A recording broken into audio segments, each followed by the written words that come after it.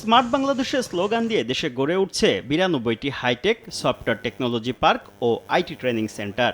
এর মধ্যে বঙ্গবন্ধুর নামে ৩টি, শেখ হাসিনার নামে ২টি, এম এ অজেদ মিয়া এবং শেখ জামালের নামে একটি সফটওয়্যার পার্কের নামকরণ করা হয়েছে। এছাড়া ৭১টি আইটি ট্রেনিং অ্যান্ড ইনকিউবেশন সেন্টারের নামকরণ করা হয়েছে শেখ কামালের নামে।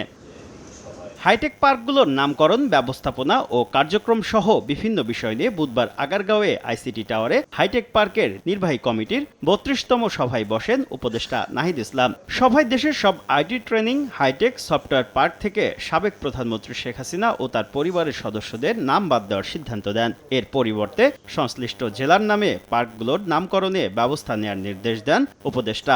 এ সময় বৈষম্য বিরোধী ছাত্র আন্দোলনে শহীদ মুগ্ধ, আবু সাইদ সহ আরো কয়েকজনের নামে হাইটেক পার্কের ডরমিটরির নামকরণের প্রস্তাব দিলেও তাতে সম্মত হননি নাহিদ ইসলাম। 40% বেশি গ্লো, বিশ্বের ১ নম্বর গ্লো ক্রিম, নতুন গ্লো এন্ড লাভলি।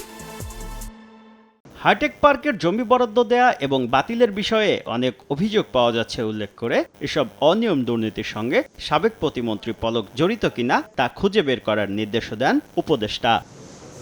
সভায় যশোরে শেখ হাসিনা সফটওয়্যার টেকনোলজি পার্কের প্রপার্টি ম্যানেজমেন্ট কোম্পানিকে বাদ দিয়ে উন্মুক্ত দরপত্র পদ্ধতির মাধ্যমে স্বল্প সময়ের মধ্যে নতুন পিএমসি নিয়োগের সিদ্ধান্ত হয়।